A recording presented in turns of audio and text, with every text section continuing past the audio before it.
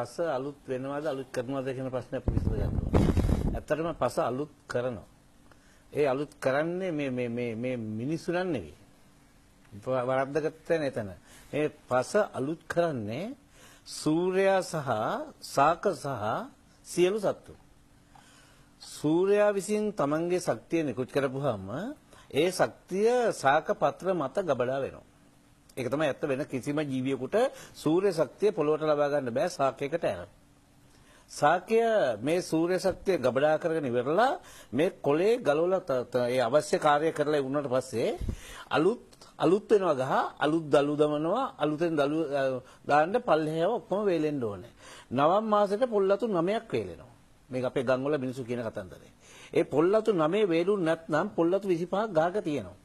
හැමදාම අර 25ම තමයි. ගහ උසේ යන්නෙත් නැහැ මොකවත් නැහැ අර පොල්ලතු 25මයි. නමුත් අර පරණ ඒවා තමන්ගේ කාර්යය අවසන් කරලා බිමට දානවා. අලුත් ඒවා නැවතත් සූර්ය ශක්තිය අවශෝෂණය කර ගැනීම සඳහා සූදානම්ෙන් උඩට නගිනවා. පුළුවන් තරම් සූර්යයා ඉන්න දිහාට යනවා. පොල් ගහට පුළුවන් නම් සූර්යයා ගාවටම යන්න ඒත් යයි. එමෙ යන්නේ නැති එකයි වැරද්ද තියෙන්නේ. ඒක එයා උඩට ගිහින් ශක්තිය නිෂ්පාදනය කරගන්නවා. බිමට වැටිච්ච ටික බිම ඉන්න සුද්‍රජ සත්තු විසින් කැලිය වලට කඩනවා. අපිට ලොකුම සතා පේන්නේ හරකනේ. හරක කැලිය වලට කඩලා දානවා. ඒක ගොම කරලා දානවා. එයින් පස්සේ ඊට පස්සේ පණුව මේක කැලිය වලට කඩනවා. ඔහොම වේයෝ කඩනවා. අපේ වකත් මිනිස්සු මේ වේයන්ට බය දඟලන මුතු වේයටත් නිශ්චිත කාර්යයක් තියෙනවා කරන්නේ. බිමට වැටෙන ලී කැලි වලට කඩන්න අයිතිය පුළුවන් මේ රාජකාරිය පවරලා තියෙන වේයට. දැන් මේවා කැලි කඩලා දැම්මට පස්සේ තව ඇහැට පේන්නේ නැති සතෙක් ඉන්නවා. මේගොල්ලන්ට කියන සුද්ධ ජීවීන්. මේ සුද්ධ ජීවියා මොන විදිහකින්ම පේන්නේ නැහැ. දැන් සුද්ධ ජීවියා කැඩුවට පස්සේ අර කැලල ආයේ පේන්නේත් නැහැ. සුද්ධ ජීවියා පේන්න නැහැ. එයා කඩපු කැලල පේන්නේ නැහැ. අන්න ඒක තමයි වතුර දිය වෙන්නේ. ඒක වතුර දිය වෙලා ඒක තමයි ගහට යන්නේ. එතකොට මේ සුද්ධ ජීවී ක්‍රියාවලියට අපි ඉඩ දෙන්න ඕනේ. ඒක තමයි පස නැවුම් වෙනවා කියන කතන්දරේ. මේක නිරන්තරයෙන් සිද්ධ වෙනවා. හැබැයි මේක සිද්ධ වෙනකොට සුද්ධ ජීවියට අවශ්‍යයි බෝ වෙන්න විශාල එක දෙයක්. මොකද්ද? ඒ සඳහා අවශ්‍යයි නයිට්‍රජන්. දැන් නයිට්‍රජන් කියපු ගමන් යූරියා ටිකක් දාපුවම හරි කියලා ඕන කෙනෙකුට හිතනවා. නමුත් යූරියා නෙමෙයි. නයිට්‍රජන් හම්බ වෙන්නේ විදුලි කොටනකොට. විදුලි කරන්නේ ලංකාවේදී අවුරුද්දට මාස දෙකයි. බක් මාසෙ සහ ඉල් මාසෙට විදුලි කොටනවා. මේ විදුලියත් එක්ක පොළොවට නයිට්‍රජන් වැටෙනවා. ඒ විදුලි කොටන්න කලින් මේ පෘථිවියේ ලස්සන දෙයක් එනවා. ඒ වෙලාව තමයි සාකපත්‍ර ටික ගැලවිලා වැටෙන්නේ. නවම් මාසේ සහ නිකිණි මාසේ ඉඩෝර මාස දෙකේ වැටෙනවා සාකපත්‍ර ටික. මේ වැටෙන්නේ මොනවද? සූර්ය ශක්තිය. සූර්ය ශක්තිය දැන් පොළොවට වැටලා තියෙනකොට අර සත්තු ටික මේක කැලි වලට කඩන්න ඒගොල්ලන්ට බෝ වෙන්න අවශ්‍ය සියලුම ශක්තිය සූර්යයා විසින් නිර්මාණය කරන විදුලියෙන් හම්බ වෙනවා. දැන් ඔන්න පටන් ගන්නවා පෝර හැදෙන්න. දැන් ඒ වෙනකොට ලංකාවේ පොළොව දෙපාරක් පෝර හැදෙනවා. මේක තමයි මහාචාර්ය අලවත්තාගොඩ ප්‍රේමදාස මහත්තයා කියලා. මිනිස්සු පිළිගන්නේ නැහැ. එහෙනම් ලියන පොතක් ගොංකමක් වූ ගොවිතැන. ඔහු අන්තිමට ලියන පොත ගොංකමක් වූ ගොවිතැන. මේ පොතේ පැහැදිලිවම කියනවා හන්තානේ ගතාරේ පස් සාම්පල් දෙකක් අරගෙන මේ පස් සාම්පල් දෙකේම එකම නයිට්‍රජන් ප්‍රමාණය තියෙන කියලා ওই මාස දෙකේ. ඒ සිද්ධිය වෙන්නේ අරකයි. එතකොට මෙන්න මේක සිද්ධ වෙන්නේ ශ්‍රී ලංකාවේ මතු පිට. කිසිසේත් ගැඹුරට සිද්ධ වෙන්නේ නැහැ. හේතුව ශ්‍රී ලංකාව ගර්ම කලාපේ රට ඒ හින්දා සුද්ධ ජීවී මතු පිටයි ඉන්නේ. බත් එකක් බෙදලා මේ සුළු තියන්න බැරි රටක් ඒක හවස වෙනකොට පෝර වෙන්න උත්සාහ කරනවා පිණ්ඩු වෙනවා කියන්නේ ඒක. මෙන්න මේ රටේ ලංකාවේ තියෙන පෝර උඩ. දැන් මේ උඩ තියෙන පෝර ටික සූර්යයා විසින් අරයි යන්න හදනවා. මේකට අපි මේ තේරෙන්නේ නැති භාෂාවෙන් අර විද්‍යාත්මක භාෂාවෙන් කියවුවොත් වියෝජන වෙනවා. තේරෙන භාෂාවෙන් කියවුවොත් වාෂ්ප වෙනවා. මෙන්න මේ වාෂ්ප වෙන්න ඉඩ දෙන්න හොඳ නැහැ. වනාන්තරය කරන්නේ උඩින් වහගෙන වාෂ්ප වෙන එක නවත්තනවා. ඉතින් වනාන්තරය තුල ඔය වියෝජන වෙනවා කියන්නේ වාෂ්ප වෙනවා කියන එක සිද්ධ වෙන්නේ නැහැ. වනාන්තරය තුල වෙන්නේ පුළුවන් තරම් පස සකස් වෙමින් පස සරු වෙමින් හැදෙනවා. ඒ සරු වෙන පොර අරගෙන ගස් ලොකු වෙනවා. වනාන්තරය තුල මේ චක්‍රය හරියට ක්‍රියාත්මක වෙනවා. අපි දැන් මේ නොදන්න දෙමළට ගිහිල්ලා වරගෙන හගත්ත මිනිස්සුනේ. ඒ කියන්නේ කම්මලක් තියෙනවා ආචාර්යෙක් ඉන්නවා එයා සිංහල නමුත් මේ දෙමළ මේ කෙනෙක්ගේ තුවක්කුවේ උණ්ඩ හිර වෙනවා මෙයා ගේනවා කම්මලට මේක හදාගන්න ගෙනල්ලා ගේනපු ගමන්ම ආචාර්ය මේක දානවා අර සිංහල ආචාර්ය මේක දාන්න හදනවා ලිපට දැම්මහම පත් වෙනවා අර එහෙනම් අර දෙමළ මිනිස්සයා කෑ ගහලා කියනවා ඕකේ උණ්ඩයක් තියෙනවා දාන්න එපා කියලා දැන් මේක ආදේ දෙමළ දණ්ඩයක් ගොත් පොඩි මදි පුංචි කවන්නේ හින්දා සරි කියලා ආයෙත් දාන්න හැදුවා ආයෙත් දාන්න හදනකොට අර දෙමළ මිනිස්සයා දිව්වා පත් උනා වෙදිලා ආචාර්ය ඉවරයි එයා කසාද බඳලා හිටියෙත් නෑ ඒ පරම්පරාවේ තව පිරිමි හිටියෙත් නෑ වරිගම ඉවරයි එහෙනම් අපි මේ කෘෂිකර්මයක් ඕන නොතෙන්ද ගෙනහලා තියෙන්නේ. දන්නේ නැහැ පස ගැන. අපි මොකද කළේ මේ හැදිච්ච පස අවුරුදු කෝටි ගණක් හැදිච්ච මේ පස පෙරලන්න ගත්තා. පෙරලන්නේ කොහොමද? මහා වැහි වලට ඉඩ තියාගෙන. ඒ වැස්සනේ මේ ගොවිතන්ට ඕනේ වතුරනේ ප්‍රධානම දේ. දැන් වතුර තියෙන වෙලාව පටන් ගත්ත වෙලාව පෙරලනවා. පෙරලනකොට වතුර කරන්නේ මේක හොදගෙන පල්ලෙහාට යන එක. දැන් නිසරු පොළොවක් බවටපත් වෙනවා. ඊටු පෙරලපුවාම හරියට ඒ දවස් අවුවත් එකල වාස්පත් වෙලා යනවා. වහාම මේක අපි තේරුම් ගන්න ඕනේ. ඒ හින්දා ශ්‍රී ලංකාවේ අපි කරන්නේ උඩ තියෙන මතු පිට තියෙන අඟලය.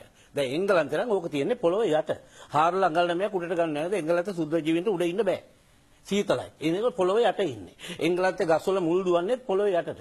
යානේ හැදිලා තියෙන්නේ එහෙමයි. පොර හොයාගෙන. ලංකාවේ මුල් දුවන්නේ උඩ. පොර තියෙන්නේ උඩ.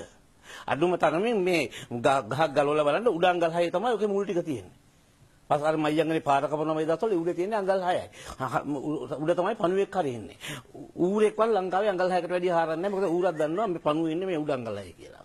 ඉතින් එහෙම රටේ අපි මේ මහා ලොකු වැඩක් කරන්න හදනවා. මේක හාරහා. හැදීම තුල වෙන්නේ අනාගතේ ළමින්ට තියෙන පස් ටික හේදිලා නැහැ.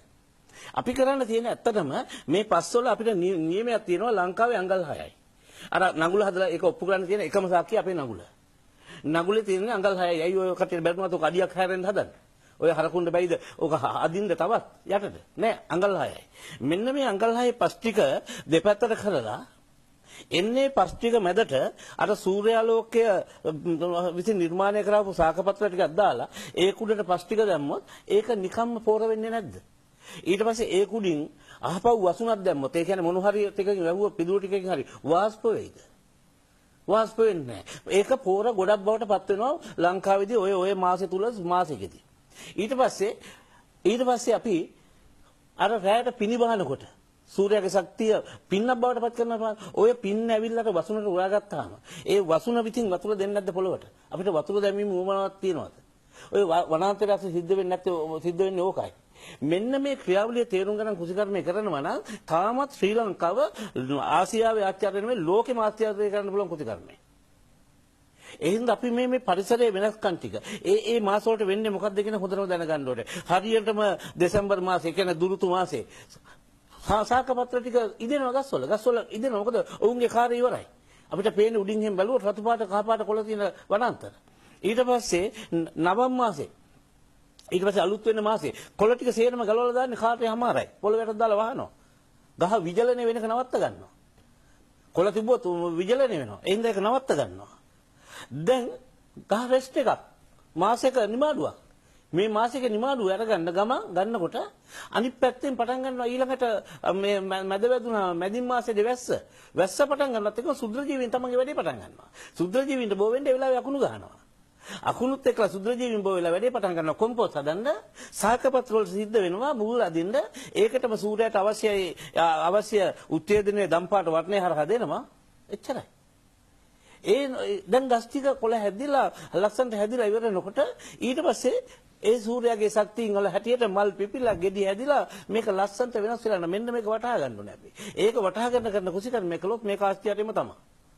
ඒ හින්දා මේ අලුත් ද්‍රව්‍ය පාවිච්චි කිරීමේ මේ චක්‍රය විකෘති වෙනවද වෙනස් වෙනවද? අනිවාර්යෙන් විකෘති වෙනවා. විකෘති වෙනවා කියන්නේ යම් කිසි රසායනිකයක් පොළොත් දැම්මොත් සුද්ධ ජීවි ක්‍රියාවලිය අනිත් පැත්ත හැරෙනවා. මේ මහ පොළොව හැදුවේ කවුරුවත් නෙවෙයි මීට අවුරුදු කෝටි ගානකට කලින්.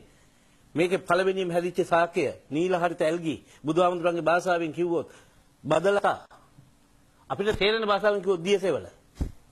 එතකොට මේ දියසෙවල විසින් සූර්ය ශක්තිය එක්කව කරගෙන ඒක පරිණාම වෙනවා චාල්ස් ඩාවිඩ්ලා කියන විදිහම දියසෙවල පාසි බවට පාසි තනකොළ බවට තනකොළ ලඳු පඳුරු බවට ලඳු පඳුරු මහා ගස් බවට කවුරුවත් උතන රසායනික දැම්මේ නැහැ. කවුරුවත් උපදෙස් දුන්නෙත් නැහැ. මොන දෙපාර්තමේන්තුවවත් දුන්නේ නැහැ උතන.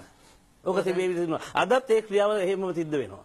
එහෙමම සිද්ධ වෙනවා. මේ ක්‍රියාවලිය වටහාගෙන කරන වෙනසටයි අපි කියන්නේ අලුත් වීම වෙනස් වීම. එහෙම නැත්නම් බලහත්කාරකමක්. ඒ බලහත්කාරකම තුල දඬුවමක් හම්බ වෙනවමයි. ditta ධම්ම වේදිනේ වශයෙන් අපේ හැමදුනේ 6න් එකයි මේ ආත්මෙදි හම්බෙන්නේ. ඊටු 6න් ඊළඟ ආත්මෙ.